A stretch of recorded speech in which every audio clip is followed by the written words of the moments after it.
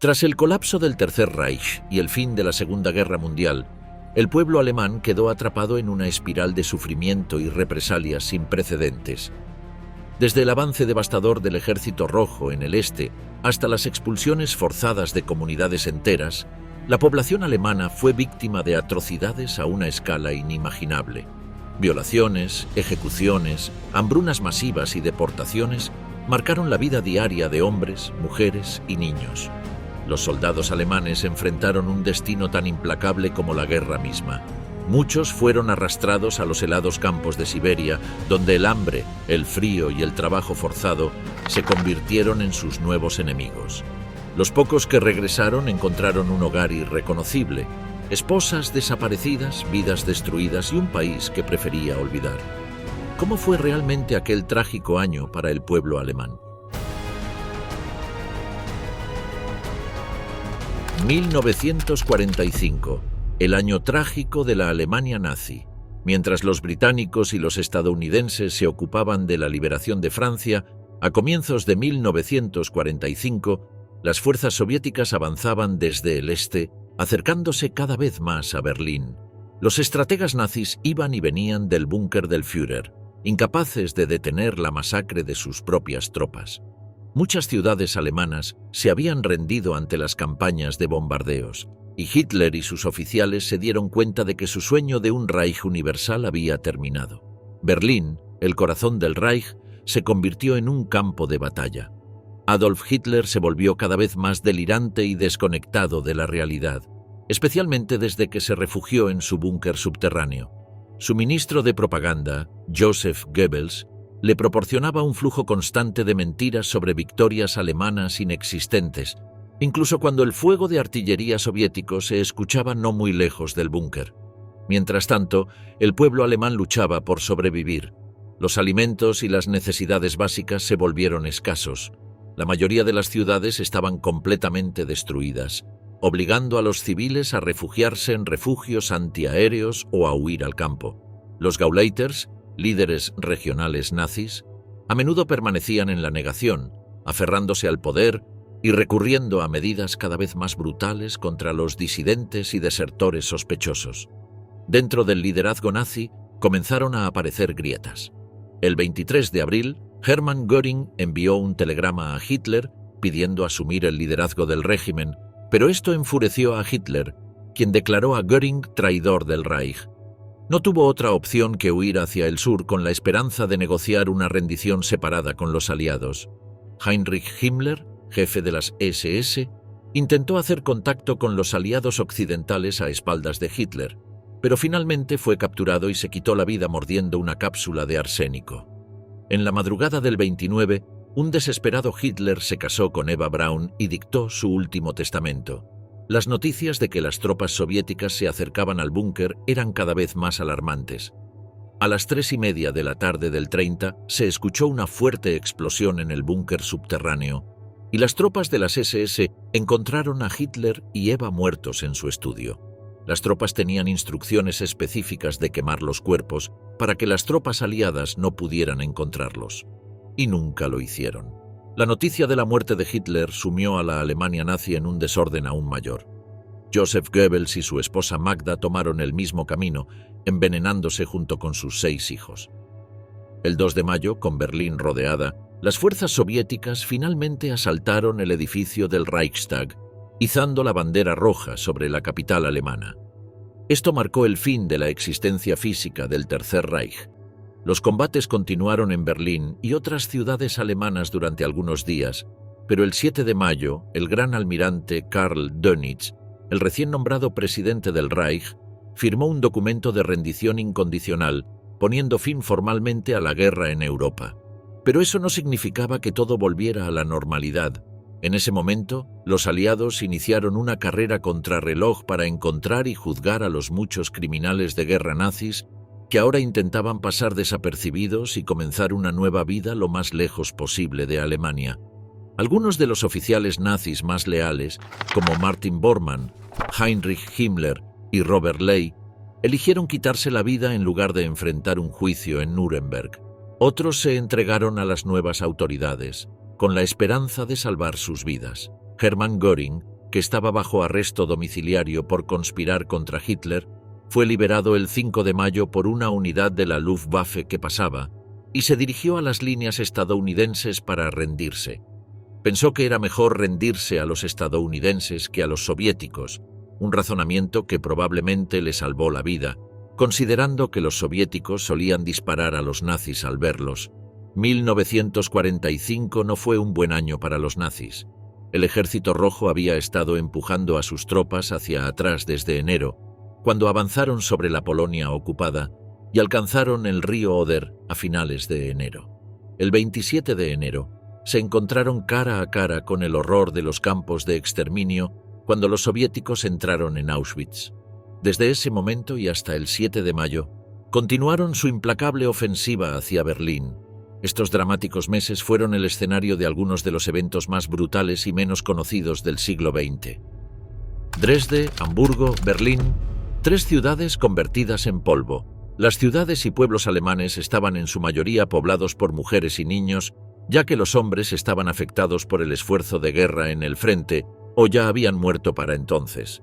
Para cuando el combate estalló en las calles de Berlín en abril de 1945, se estima que 1,5 millones de mujeres y niñas vivían en la ciudad. Muchas habían perdido sus hogares debido a los incesantes bombardeos de mortero soviético y a sus esposos en el frente de batalla. Había escasez de alimentos y agua, y los servicios básicos estaban prácticamente cortados. Para añadir a su sufrimiento, los expertos han calculado que 1 de cada 3 de estas mujeres sufrió algún tipo de abuso sexual al final de la Segunda Guerra Mundial. Muchas de ellas se encontraron cara a cara con los perpetradores durante la semana del 24 de abril al 5 de mayo de 1945, cuando los soviéticos rodearon la ciudad de Berlín, acabando con los últimos rastros de resistencia nazi. Solo unos días antes de que se tomara la icónica fotografía de la bandera soviética ondeando sobre el Reichstag, muchas mujeres sufrieron a manos de estos llamados héroes.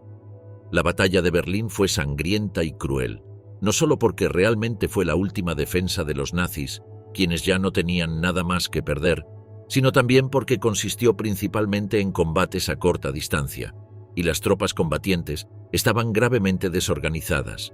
No eran las tropas de élite de las Waffen-SS.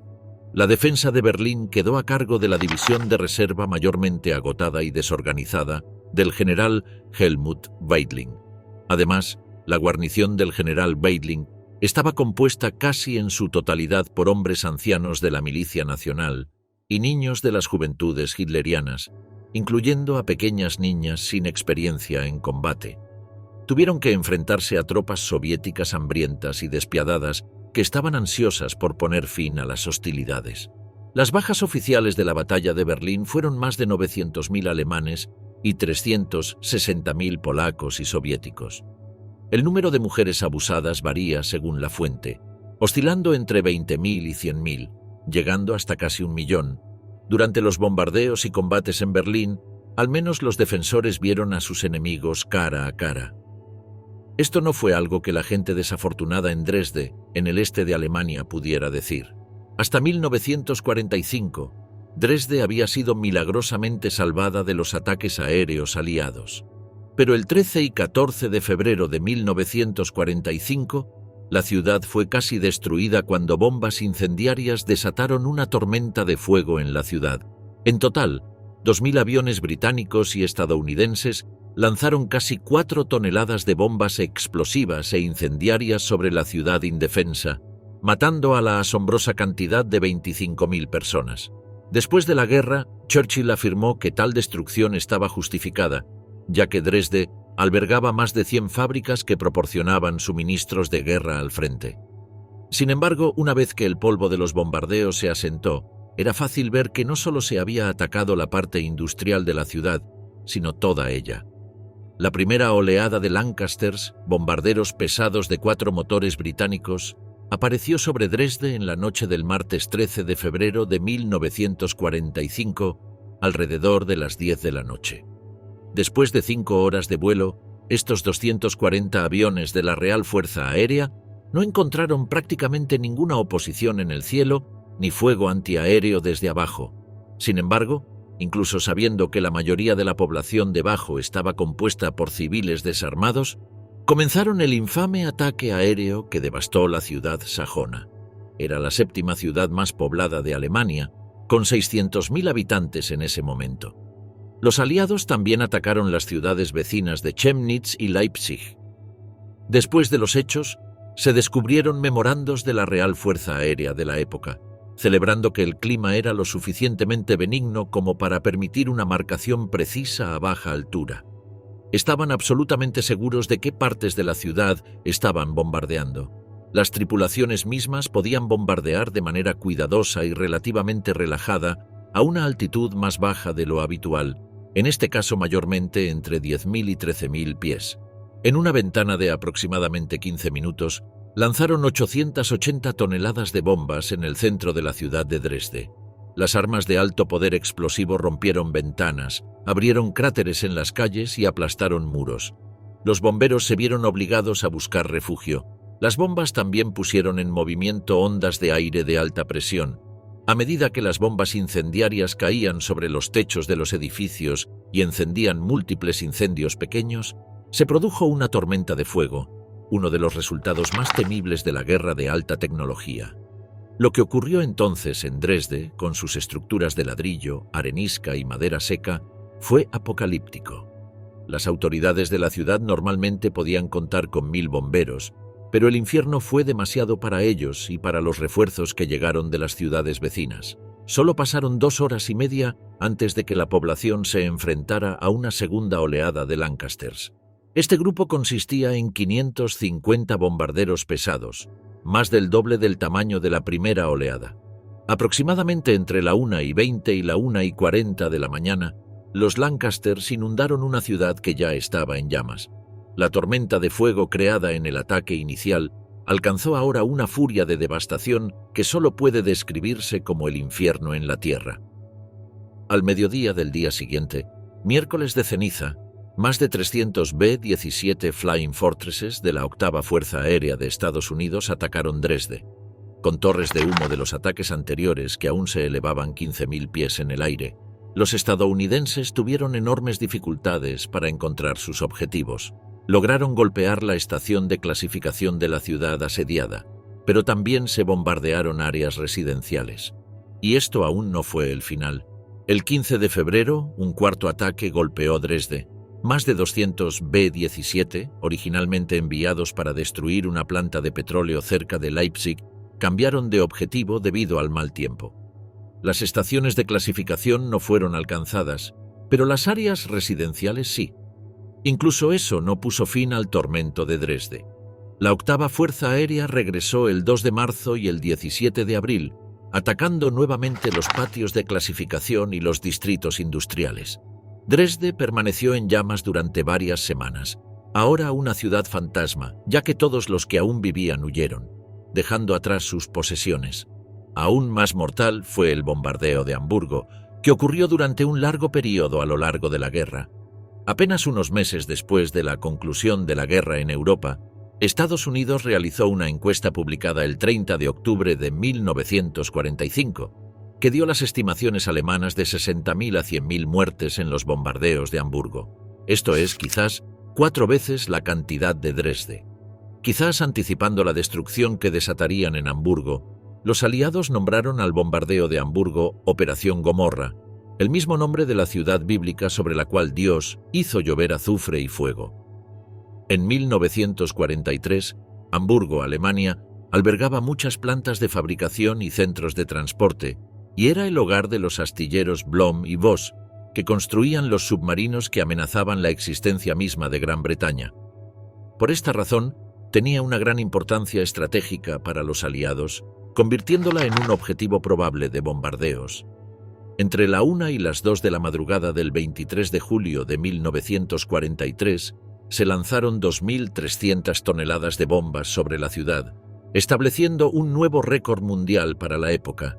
Incluidas en la andanada aérea estaban las llamadas rompebloques de 8.000 libras y las galletas de 4.000 libras, junto con más de 350.000 bombas incendiarias individuales. Fueron estas bombas incendiarias las que causaron gran parte de la devastación. Los testigos describieron las siguientes horas como llenas de una corriente continua de explosiones. El tiempo parecía detenerse mientras la gente se apiñaba en refugios con la masa de humanidad temblando junto con las paredes de concreto de las estructuras. Sin luces, agua o comida, las personas que lograron llegar a salvo solo podían esperar. La mayor parte de la destrucción no fue por las explosiones, sino por los incendios subsiguientes. Esto fue intencionado, ya que las incendiarias iniciaron los fuegos, pero las bombas de alto poder explosivo colocadas estratégicamente junto con fusibles de acción retardada impidieron que los bomberos reaccionaran al incendio resultante. Cuando los bombarderos de la RAF despejaron el área y regresaron a casa, se descubrió que esta primera incursión les costó solo 12 aviones. En el suelo, sin embargo, cientos de miles de civiles yacían muertos o heridos. La guerra terminó para Hamburgo el 3 de mayo. Durante todo el día, las estaciones de radio locales transmitieron la noticia de que las tropas británicas estaban listas para marchar pacíficamente a la ciudad. Grandes carteles informaban a la población que se impondría un toque de queda general a partir de la 1 de la tarde, con excepciones solo para los empleados de los servicios de electricidad, gas y agua. Crueldades sufridas por ciudadanos alemanes en el extranjero. Una de las primeras poblaciones civiles alemanas en sufrir por su nacionalidad fueron aquellas que vivían fuera de las fronteras de Alemania. Hitler había tenido una política de poblar las tierras conquistadas con verdaderos arios, es decir, poblaciones enteras en Polonia, Francia, Letonia y otros países fueron enviadas a campos de concentración donde se les convirtió en esclavos, mientras que sus hogares eran regalados a familias de colonos alemanes. El objetivo, según Hitler, era mejorar la raza de estos países atrasados. El problema para estos colonos comenzó cuando las potencias aliadas empezaron a liberarlos, expulsando al ejército alemán de los territorios y a veces dejando que la población local recuperara lo que era suyo. En Polonia, por ejemplo, había millones de razones para una fuerte represalia. Después de todo, el Estado alemán mató a alrededor de 5 a 6 millones de ciudadanos polacos durante la guerra. Por esta razón, los comunistas polacos comenzaron a suprimir a la población alemana al oeste del río Bobr para subrayar su demanda de una frontera en el río Neisse occidental. Los aliados aprobaron una resolución recomendando la transferencia ordenada de la población alemana de regreso a su país original, pero esto solo se convirtió en la legitimación de la expulsión de los alemanes de las partes nebulosas de Europa Central, si no habían huido ya del avance del Ejército Rojo. Entre julio y agosto de 1945 se firmó un acuerdo en Potsdam entre todas las potencias aliadas sobre qué hacer con los alemanes desplazados. Desafortunadamente para la mayoría de los alemanes detrás de las fronteras de los países que habían sido ocupados por la Alemania nazi, ya era demasiado tarde. Fueron expulsados a la fuerza, asesinados, sus propiedades confiscadas o destruidas, o se marcharon por su propia cuenta por miedo a enfrentar la venganza de los lugareños. La mayoría de los alemanes en Polonia o cerca del frente oriental eran conscientes de las represalias soviéticas contra los civiles alemanes. Los soldados soviéticos cometieron abusos sexuales y otros crímenes, una conducta que no solo no fue reprimida por los oficiales del Ejército Rojo, sino que fue alentada. Además, las noticias de atrocidades como la masacre de Nemmersdorf fueron exageradas y difundidas por la máquina de propaganda nazi. Hacia el final de la guerra, varias autoridades nazis prepararon planes para evacuar la población étnica alemana hacia el oeste, hacia Alemania, desde Polonia y los territorios orientales de Alemania. En la mayoría de los casos, la implementación se retrasó hasta que las fuerzas soviéticas y aliadas derrotaron a las fuerzas alemanas y avanzaron hacia las áreas a evacuar. El abandono de millones de alemanes étnicos en estas áreas vulnerables hasta que las condiciones de combate los abrumaron se puede atribuir directamente al hecho de que los nazis sospechaban de aquellos ciudadanos que no se mantenían firmes hasta el último aliento. Se les consideraba cobardes y traidores, y Hitler tenía una fuerte política de no retirada. El primer éxodo de civiles alemanes de los territorios orientales estuvo compuesto tanto por huidas espontáneas como por evacuaciones organizadas, comenzando a mediados de 1944 y continuando hasta principios de 1945. Las condiciones se volvieron caóticas durante el invierno, cuando largas filas de refugiados empujaban sus carros a través de la nieve tratando de mantenerse por delante del ejército rojo en avance. Siempre que los soviéticos en avance alcanzaban a las caravanas de refugiados, eran brutalmente atacadas. Estos refugiados también eran blanco de aviones que volaban a baja altura, y hubo informes de personas aplastadas por tanques. Se estima que hasta 120.000 civiles fueron asesinados durante la huida y las evacuaciones, pero el número de alemanes desplazados era de millones. Las principales causas de muerte fueron el frío, el estrés y los bombardeos. Un barco lleno con 9.000 civiles y personal militar que escapaban de Prusia Oriental fue hundido en enero de 1945 por un submarino de la Armada Soviética. Nadie sobrevivió, y fue la mayor pérdida de vidas en el hundimiento de un solo barco en la historia. Muchos refugiados intentaron regresar a casa cuando terminó el combate. Antes del 1 de junio de 1945, 400.000 personas cruzaron de regreso los ríos Oder y Neisse hacia el este, antes de que las autoridades soviéticas y comunistas polacas cerraran los cruces de los ríos. Otras 800.000 personas entraron en Silesia a través de Checoslovaquia. De acuerdo con el Acuerdo de Potsdam, a finales de 1945, 4,5 millones de alemanes que habían huido o habían sido expulsados estaban ahora bajo el control de los gobiernos aliados. Desde 1946 hasta 1950, otros 4,5 millones de personas fueron llevadas a Alemania en transportes masivos organizados desde Polonia, Checoslovaquia y Hungría. Se contabilizaron además 2,6 millones prisioneros de guerra liberados como expulsados. La brutalidad indescriptible del Ejército Rojo contra los alemanes. Algunas personas piensan que no fue el día D lo que selló el curso de la guerra, sino la apresurada decisión de Hitler de invadir la Unión Soviética. Cuando Hitler decidió invadir la Unión Soviética en junio de 1941, fue una gran sorpresa tanto para Stalin como para las potencias aliadas. Después de todo, habían estado en buenos términos hasta hace poco, e incluso firmaron un pacto de no agresión en 1939. Sin embargo, Alemania ordenó a sus tropas invadir la nación vecina y avanzar contra Moscú, en lo que se conoció como la Operación Barbarroja. El Frente Oriental se convirtió, en los años siguientes, en el campo de batalla más cruel de la Segunda Guerra Mundial. Los nazis sentían un odio especial hacia los soldados polacos y soviéticos, pero se encontraron con un grado de violencia similar cuando los soviéticos lograron capturar nazis. No solo fueron brutalmente torturados y ejecutados durante la guerra, sino que el cautiverio de los prisioneros de guerra alemanes continuó años después de que terminaran las hostilidades. Nada pudo preparar a Hitler para lo que encontró en el Frente Oriental. El crudo invierno, la disciplina soviética y la feroz actividad partisiana hicieron que cualquier avance hacia Moscú fuera una tortura.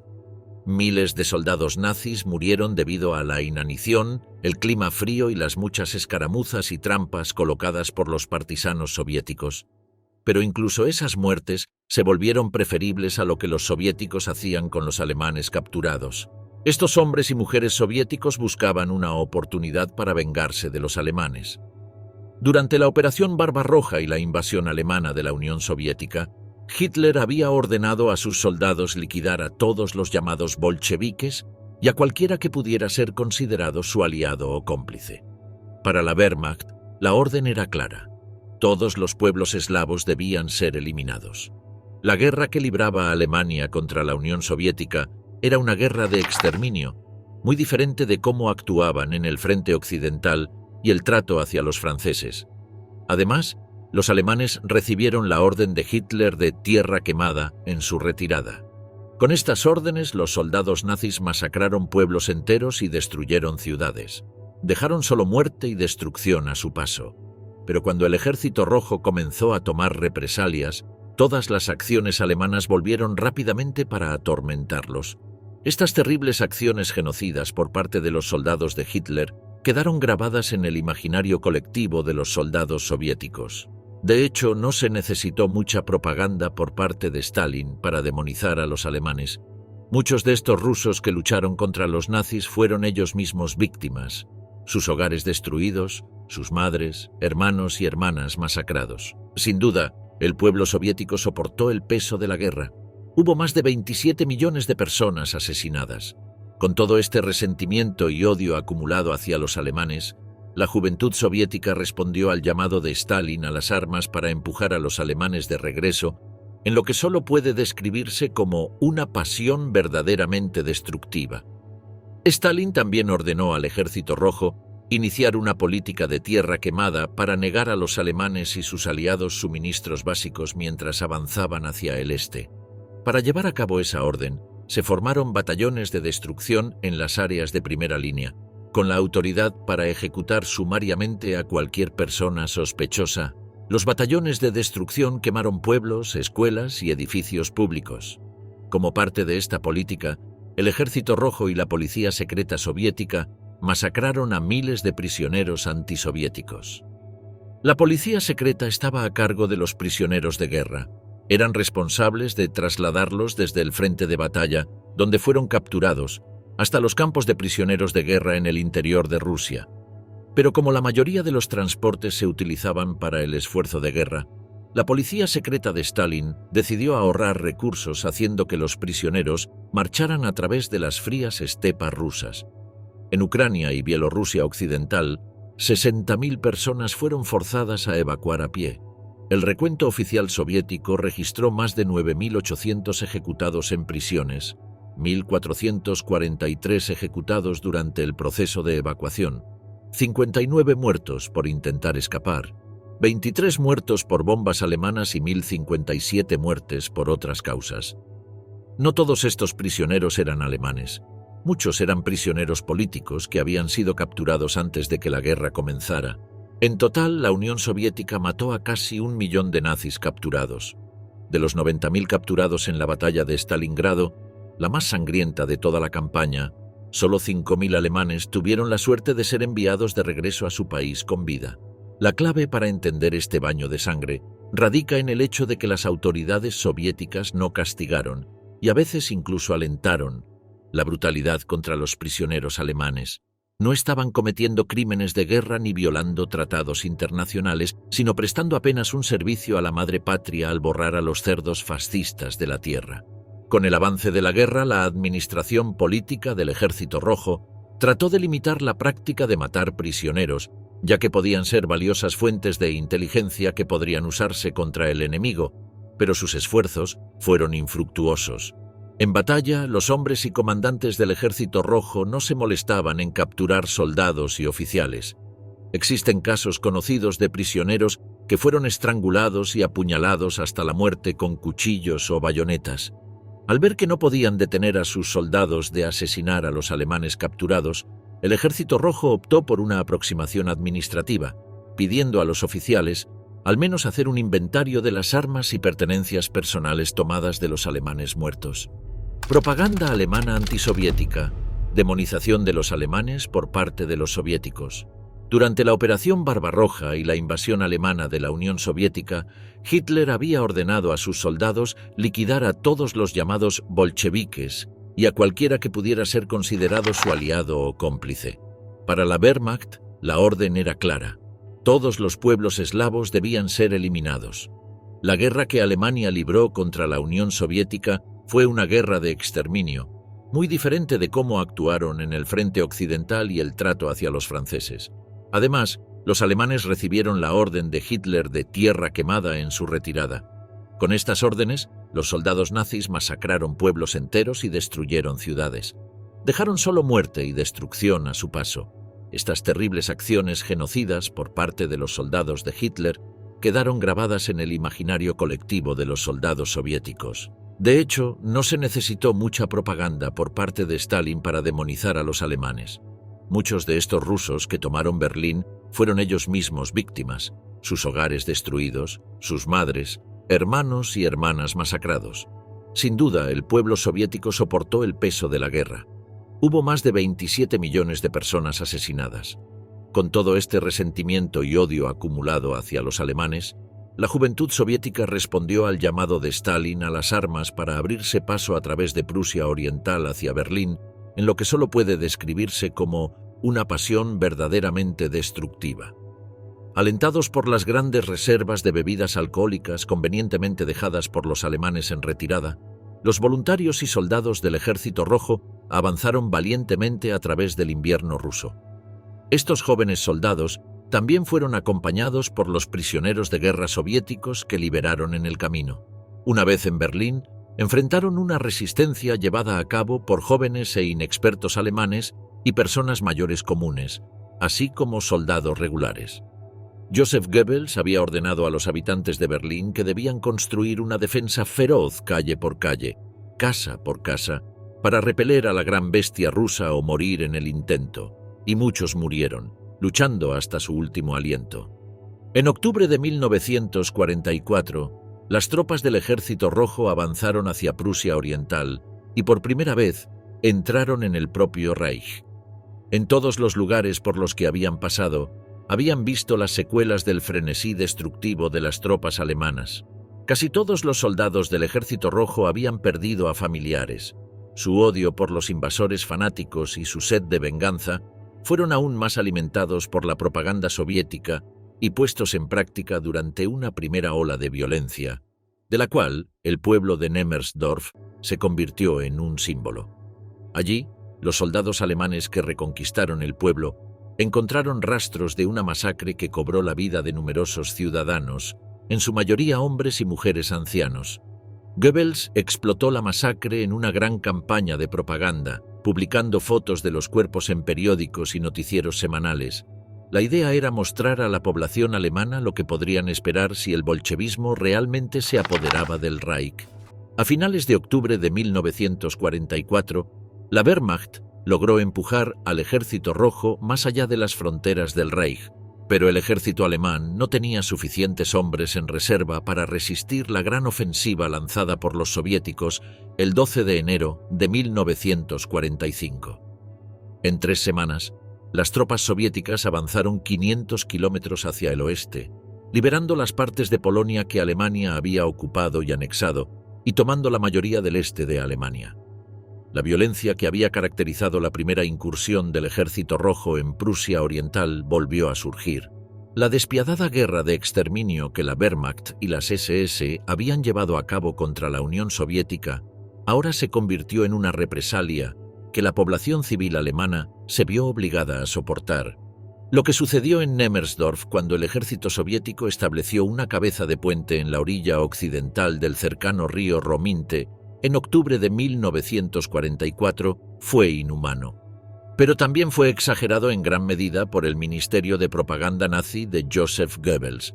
Las fuerzas alemanas intentaron retomar el puente, pero varios ataques fueron repelidos por los tanques soviéticos y la infantería de apoyo. Durante un ataque aéreo, varios soldados soviéticos se refugiaron en un búnker improvisado que ya estaba ocupado por 14 hombres y mujeres locales. Un oficial soviético llegó y ordenó a todos salir, por lo que los soviéticos dispararon y mataron a los civiles alemanes a corta distancia. Durante la noche, se ordenó a la 25ª Brigada de Tanques soviética que se retirara al otro lado del río y tomara posiciones defensivas a lo largo del Rominte. La Wehrmacht recuperó el control de Nemmersdorf y descubrió la masacre. Los soviéticos odiaban particularmente a los alemanes, en gran medida por la propaganda que el gobierno soviético les había estado alimentando diariamente durante años. Durante las primeras etapas de la Segunda Guerra Mundial, se presentaba abiertamente como una guerra entre capitalistas, que los debilitaría y permitiría el triunfo comunista siempre y cuando la Unión Soviética se mantuviera sabiamente al margen. Pero a medida que la Unión Soviética entró en la guerra y se unió al lado de los capitalistas británicos y estadounidenses, este enfoque se atenuó. Especialmente después de la invasión de la Unión Soviética por el ejército alemán, los alemanes comenzaron a ser representados cada vez más de manera negativa. El gobierno usó el cruel sitio de Leningrado como un ejemplo de la vileza de los alemanes y la batalla de Stalingrado como un ejemplo de la valentía soviética. El resultado fue un odio exacerbado hacia todo aquel que fuera alemán, sin importar el papel que jugaran en la guerra actual. Y esto, a su vez, ayudó a los soviéticos a llevar a cabo los numerosos crímenes de guerra contra la población civil alemana en la Segunda Guerra Mundial. Ejecución o juicio. El destino de los prisioneros de guerra alemanes. Cuando la victoria era solo cuestión de tiempo, los jefes de gobierno de las potencias aliadas celebraron una reunión en Yalta, en la Unión Soviética. Allí, el presidente de los Estados Unidos, Franklin D. Roosevelt, el primer ministro británico Winston Churchill y el secretario general del partido bolchevique, Joseph Stalin, se reunieron. El principal objetivo de esta reunión era decidir qué sucedería con Europa después de la guerra. Estaba claro que el mundo nunca volvería a ser el mismo después del conflicto armado más grande en la historia de la humanidad. Cientos de ciudades europeas necesitarían ser completamente reconstruidas.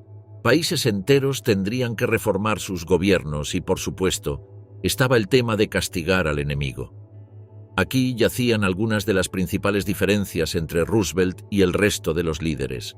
Stalin y Churchill tenían la idea de que los nazis debían recibir un castigo ejemplar. Deberían ser juzgados sumariamente y ejecutados lo antes posible, para que el mundo pudiera seguir adelante y la guerra fuera olvidada. Pero Eisenhower tenía una idea diferente.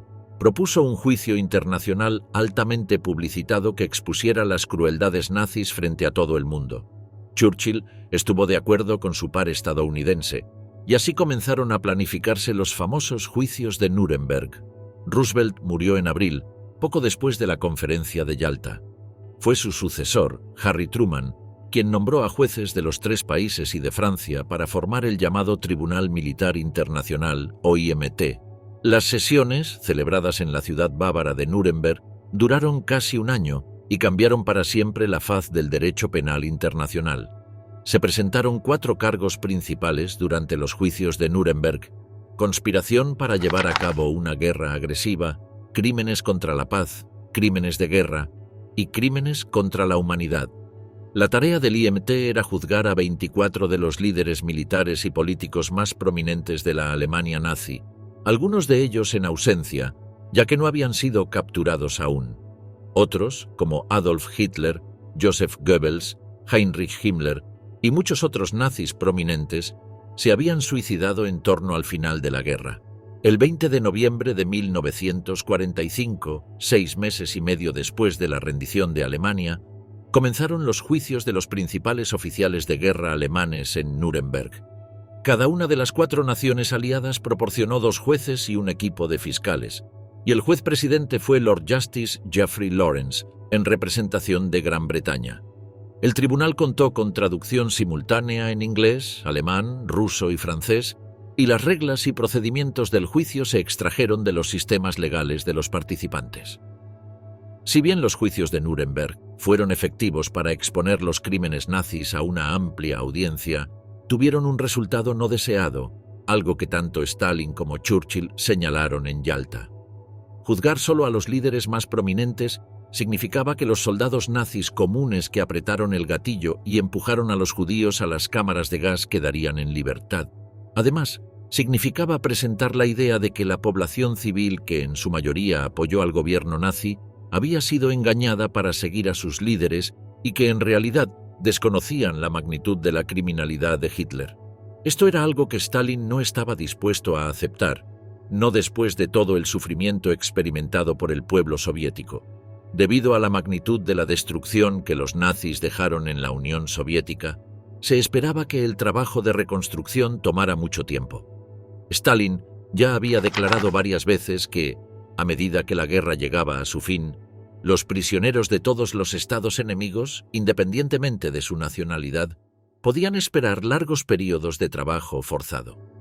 Este incremento de mano de obra en la economía soviética había sido bien anunciado en las declaraciones públicas de Moscú en los 2 años anteriores. En Teherán, a finales de 1943, Stalin había hablado de necesitar 4 millones de trabajadores forzados durante muchos años como reparación.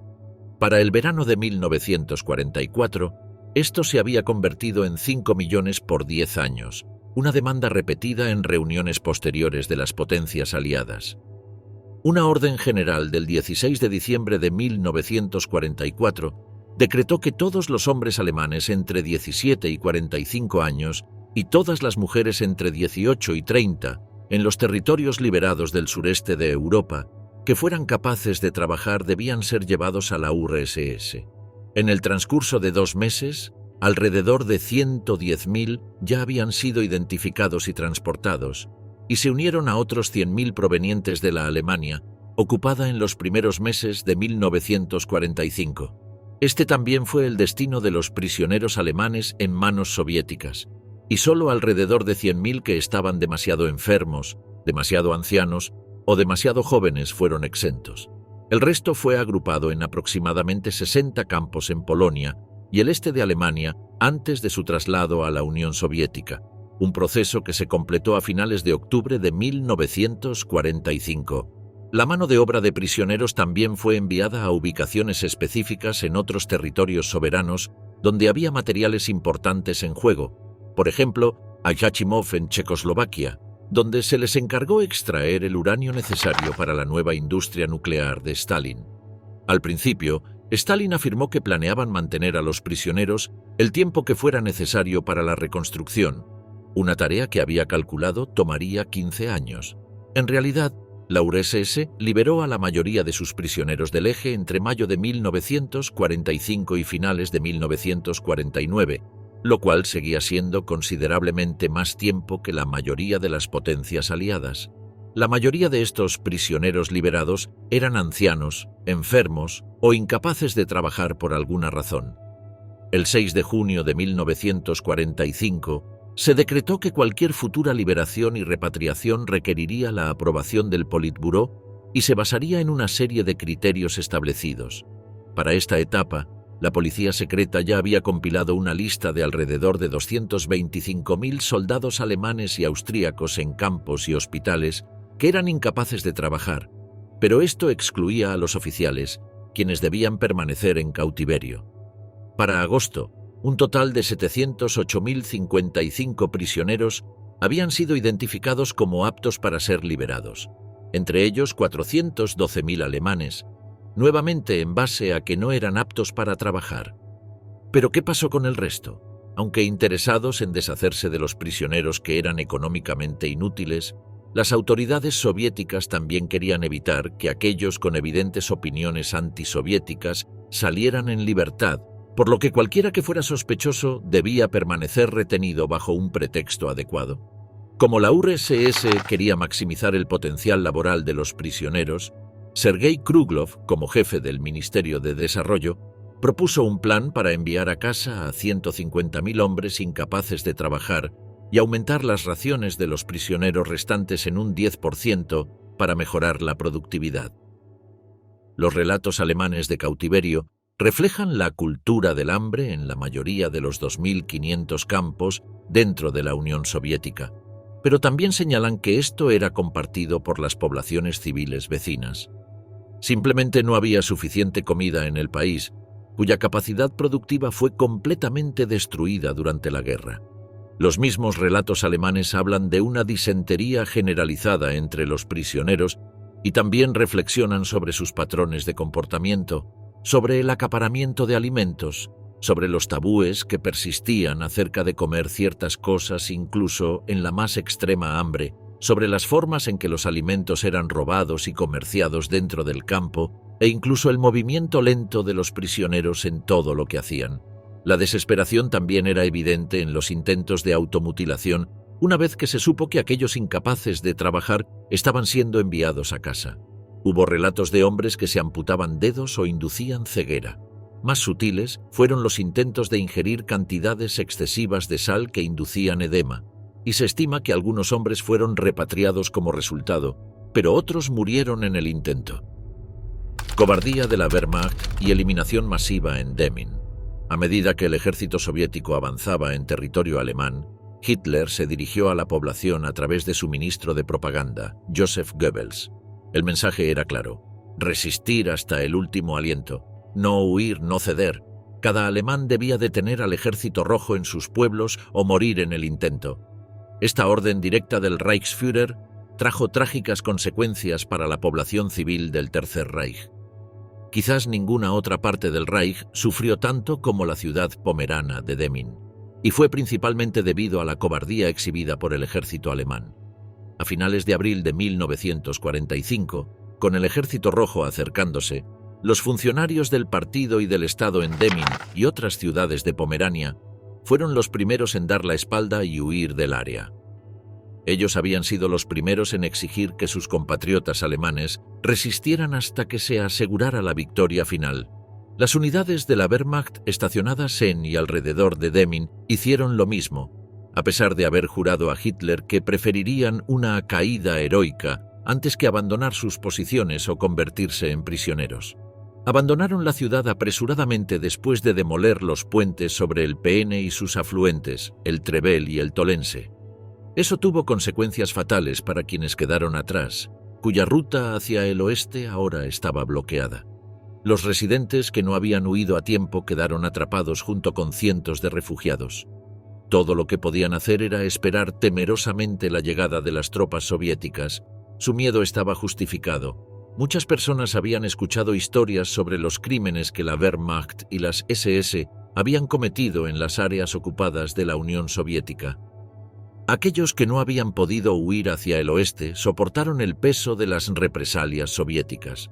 Los relatos de atrocidades se propagaron como pólvora, y las personas que quedaron atrás en Demmin sabían muy bien lo que les esperaba mientras esperaban que aparecieran los primeros soldados del Ejército Rojo. El 30 de abril, el mismo día en que Hitler acabó con su vida en su búnker de Berlín, fue un día de primavera brillante y claro. Esa mañana se escuchó el estruendo de la artillería en Demmin, y los sonidos de los tanques en avance se volvían cada vez más fuertes.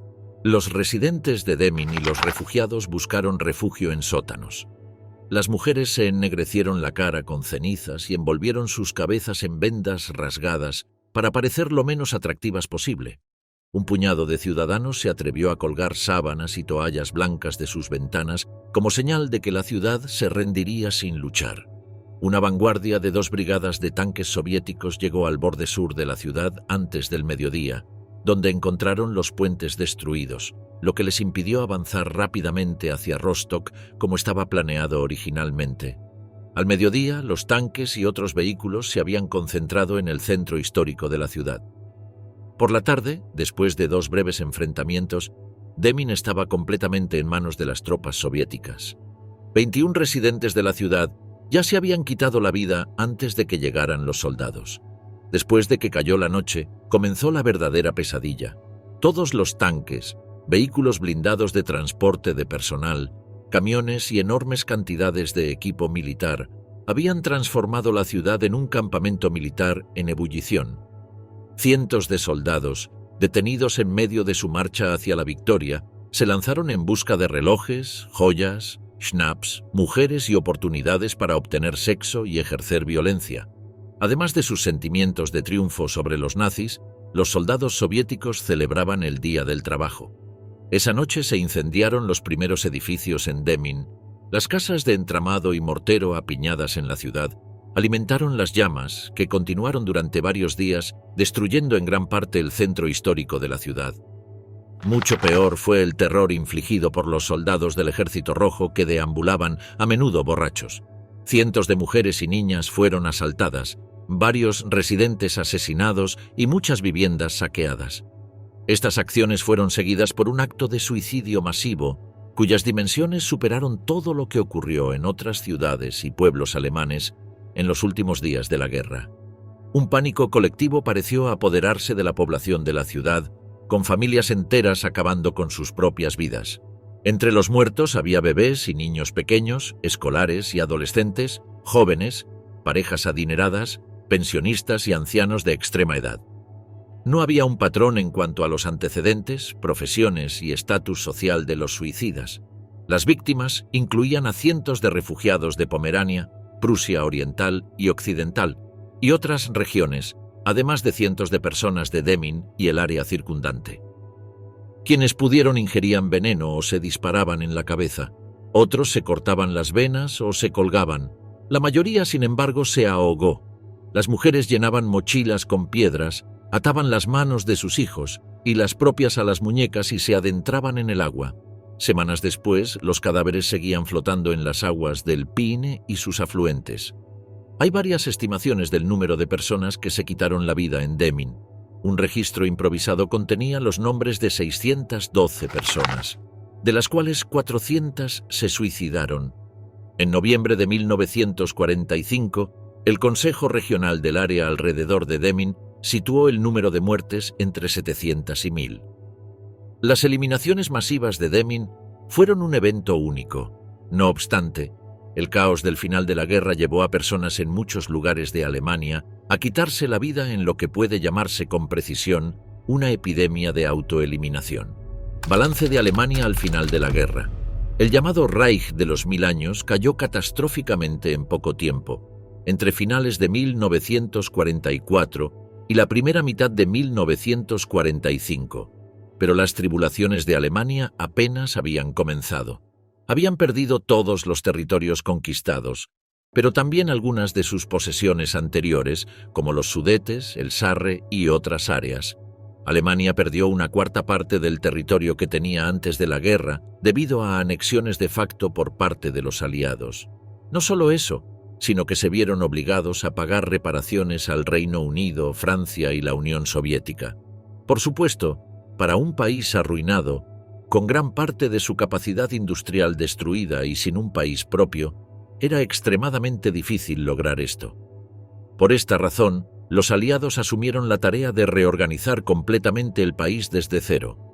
Lo lograron al dividir a Alemania en diferentes áreas de influencia controladas por los distintos países europeos aliados.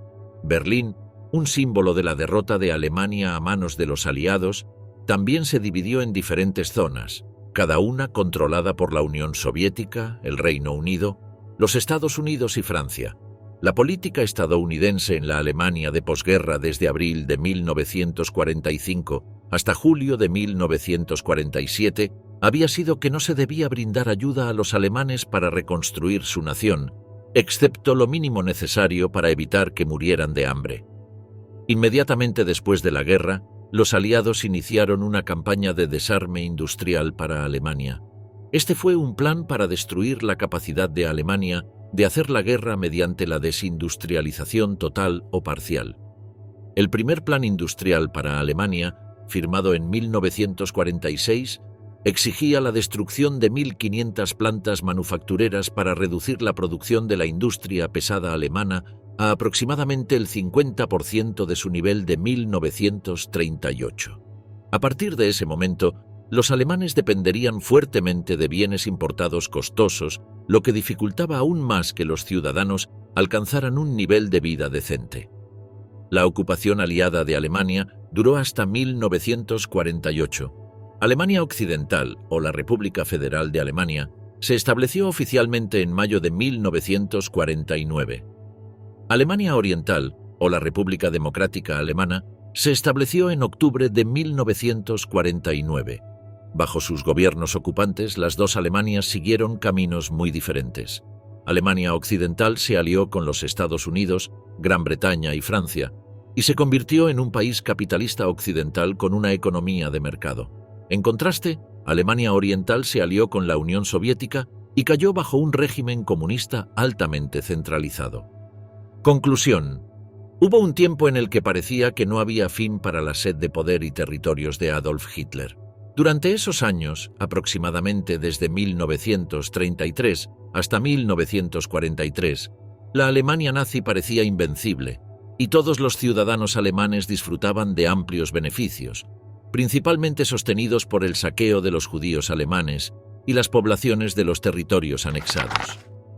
Los trabajadores comunes podían ir de vacaciones largas, comprar automóviles y electrodomésticos, y constantemente se les decía que eran racialmente superiores al resto de la población mundial. Sin embargo, este sueño febril de los nazis terminó catastróficamente en 1945, cuando fueron derrotados en todas las líneas por las fuerzas combinadas de las potencias aliadas. Lo que siguió fue un período de sufrimiento que fue tanto inesperado como insoportable. Muchos se quitaron la vida, incapaces de sobrellevarlo. Otros sufrieron en su propia carne todos los abusos y el dolor que los nazis habían infligido a otros. Millones perdieron sus vidas, sus casas, sus familias, fueron forzados a migrar o simplemente quedaron en las calles como mendigos. Ciudades enteras se convirtieron en polvo, familias destruidas, mentes envenenadas para siempre con recuerdos de hambre, sufrimiento y dolor.